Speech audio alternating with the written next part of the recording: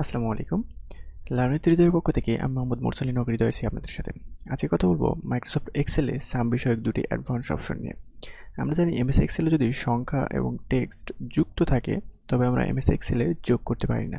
কিন্তু আজকে আমি আপনাদের দুটি পদ্ধতি দেখাবো, যে পদ্ধতি দুটো ফলো করলে আপনারা খুব সহজেই নাম্বার এবং টেক্সট একসাথে থাকলেও যোগ করতে পারবেন। তাহলে চলুন দেখি কিভাবে আমরা এই নাম্বার এবং টেক্সট আপনার স্ক্রিনে এখন যেমন দেখতে পাচ্ছেন 10 পিস, 20 পিস, 80 পিস এভাবে লেখা থাকে। অনেক ক্ষেত্রে আমাদের এরকম টেক্সট দেওয়া হয় বা আমাদের বস বা আমাদের সিনিয়র আমাদের এরকম কিছু ফাইল দেয় যেগুলো আমাদেরকে সাম বের করতে হয়। তা আমরা নর্মালি কী করি, আমরা এগুলোকে আলাদা আলাদা করে পাশে যেভাবে লিখছি ওভাবে লিখে তারপরে সাম বের করি, অথবা ক্যালকুলেটর নিয়ে আমরা ক্যালকুলেশন করতে বসি। কিন্তু আমরা চাইলে এমএস এক্সেলে মাত্র কয়েক সেকেন্ডের মধ্যেই এই সামটা বের করে ফেলতে পারি। তাহলে চলুন দেখা যাক কীভাবে আমরা এই সামগুলো বের করতে পারি এভাবে।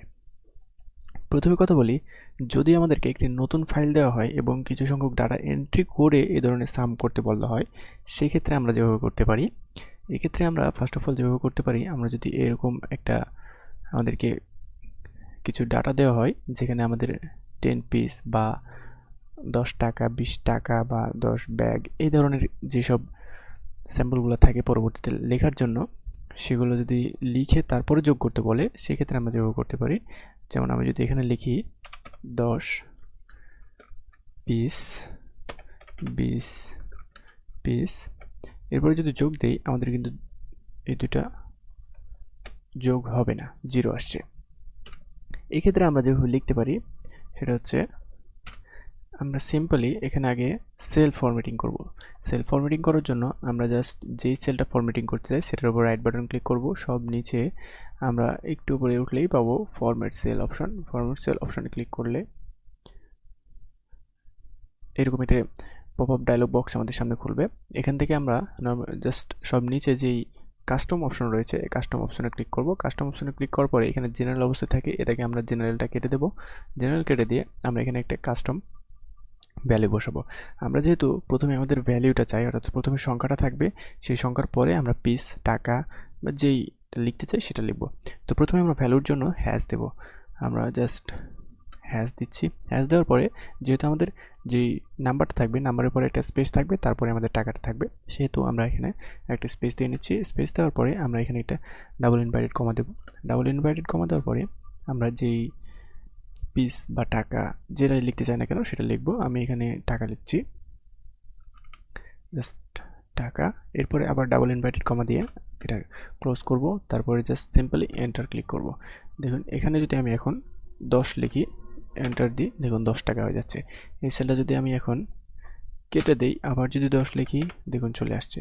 আমি যদি কেটে দেই, এটাকে ড্রাগ ডাউন করি, দেখুন এখন যদি আমি এখানে 1 2 3 4 5 6 যাই লেখা না কেন সেটা কিন্তু টাকার অংশে আসছে। এখন যদি আমি এটা সাম করি তাহলে কি হবে দেখুন, জাস্ট অটো সাম করুন, চলে আসবে। যেভাবেই করুন না কেন, আপনারা যদি এটা ক্লিক করেন তবুও এখানে আপনারা দেখতে পারবেন এখানে কিন্তু ফর্মুলা বারে শুধু 1 দেখাচ্ছে, টাকা কিন্তু দেখাচ্ছে না, টাকা কিন্তু দেখাবে না। তো এটা হচ্ছে যদি আপনাদেরকে ব্ল্যাঙ্ক একটা ফাইল দেয় এবং এরকমভাবে লিখে একটা ফাইল তৈরি করতে বলে যেখানে একটা সেলের মধ্যেই টাকা বা পিস এই ধরনের লেখাগুলো থাকে, সেক্ষেত্রে আপনারা যেভাবে যোগ করতে পারেন সেটা দেখলাম। এখন দেখি যদি আপনাদেরকে আপনাদের বস এমন একটি ফাইল দেয় যেটাতে আগে থেকেই এরকমভাবে পিস লেখা রয়েছে বা টাকা লেখা রয়েছে, সেক্ষেত্রে আপনারা কি করবেন। এটা একটু কমপ্লিকেটেড, তবে খুব বেশি নয়। যদি এখন আপনারা স্ক্রিনে যেমনটা দেখতে পাচ্ছেন এইরকমভাবে লেখা থাকে আগে থেকেই, তাহলে আপনারা যেভাবে যোগ করবেন আমি সেটা একটু দেখাই। আপনারা জাস্ট এখানে সমান সমান কল করবেন। সমান সমান কল করার পরে যেভাবে নর্মাল সাম করি, সাম লিখবেন। সাম লেখার পরে ফার্স্ট ব্র্যাকেট দেবেন। এরপরে আপনারা যেটা লিখবেন সেটা সাবস্টিটিউট। আপনারা একটু ভালোভাবে সূত্রটা খেয়াল করবেন। সাব এসইউ দিলেই এখানে সাবস্টিটিউট ফর্মুলাটা কিন্তু আসছে। আমরা জাস্ট ট্যাব বাটন ক্লিক করব, এটাকে কল করব সাবস্টিটিউট ফার্স্ট ব্র্যাকেট। এটা ট্যাব বাটন ক্লিক করলে অটোমেটিক চলে আসবে। এরপরে আমরা এখানে যেই ভ্যালুগুলা, যেই সেলগুলা যোগ করতে চাই সেটা সিলেক্ট করব। এখানে আমি 10 থেকে 15 পর্যন্ত সিলেক্ট করে দিলাম। আপনারা এটা সেল নাম্বারটাও লিখে দিতে পারেন যেভাবে নর্মাল যোগ করা হয়। এরপরে একটা কমা দেব। কমা দেওয়ার পরে আমাদের প্রথম কাজটি শেষ। এবার আমরা এখান থেকে যেটা রিমুভ করব সেটা দেব। এখান থেকে আমরা জাস্ট এটা ডাবল ইনভার্টেড কমা দেব।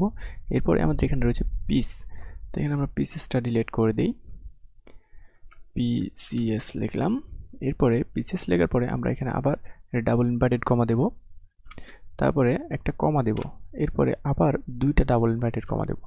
একটু ভালোভাবে লক্ষ্য করবেন, দুইটা ডাবল ইনভার্টেড কমা দেওয়ার পরে আমরা আমাদের ব্র্যাকেটটা ক্লোজ করে দেব। ওকে, একটা ব্র্যাকেট ক্লোজ হয়েছে, কিন্তু এখানে কিন্তু আরেকটা ব্র্যাকেট রয়েছে, সেটাও ক্লোজ করতে হবে আমাদেরকে। এর জন্য আমরা এখানে একটা প্লাস দেব, প্লাস দেওয়ার পর জিরো দেব, জিরো দেওয়ার পরে আবার আমরা ব্র্যাকেট ক্লোজ করব। দেখুন আমাদের দুইটা ব্র্যাকেট কিন্তু ক্লোজ হয়ে গেছে। এখন যদি আমরা এন্টার দিই তাহলে কিন্তু ভ্যালু আসছে, অর্থাৎ এখনও আমাদের সূত্রটা কি ভুল? না, সূত্রটা ভুল না, সূত্রটা আমাদের ঠিক আছে, কিন্তু এখানে এন্টার দেওয়ার এখানে একটা ট্রিক্স রয়েছে। আপনারা জাস্ট এখানে কন্ট্রোল শিফট এবং এন্টার এই তিনটা একসাথে দেবেন, তাহলে অ্যান্সারটা আসবে। কন্ট্রোল শিফট চেপে ধরে এন্টার ক্লিক করবেন, তাহলেই অ্যান্সারটা আসবে। যদি কন্ট্রোল শিফট না ধরেন তাহলে কিন্তু এটা ভ্যালু আসবে। তো বন্ধুরা, আশা করি আপনারা বুঝতে পেরেছেন কীভাবে আপনারা এইরকম টেক্সট এবং নাম্বার একসাথে থাকা অবস্থায় যোগ করতে পারবেন। আশা করি এটি আপনাদের দৈনন্দিন কাজে অনেক বেশি হেল্পফুল হবে এবং আপনার বসকে আপনি ইমপ্রেস করতে পারবেন। আর যদি ভিডিওটি ভালো লেগে থাকে একটি লাইক করবেন এবং আমার চ্যানেলটি সাবস্ক্রাইব করবেন এরকম এক্সেল রিলেটেড আরও নতুন নতুন ভিডিও পাওয়ার জন্য। আর যারা যোগ বিয়োগ গুণ ভাগ এই কাজগুলো এক্সেলে করতে পারেন না এখনও, একদম বিগিনার, তাদের জন্য আমার একটি ভিডিও রয়েছে, আমি উপরে কার্ডে দিয়ে দেবো এবং ডেসক্রিপশনে লিঙ্ক দিয়ে দেবো, আপনারা সেই ভিডিওটি দেখতে পারেন, সেখানে আপনারা কীভাবে নর্মাল যোগ বিয়োগ গুণ ভাগ করতে পারেন সেটা দেখতে পারবেন। তো বন্ধুরা, আজকের মতো এ পর্যন্তই, সবাই ভালো থাকবেন, ধন্যবাদ সবাইকে, আসসালামু আলাইকুম।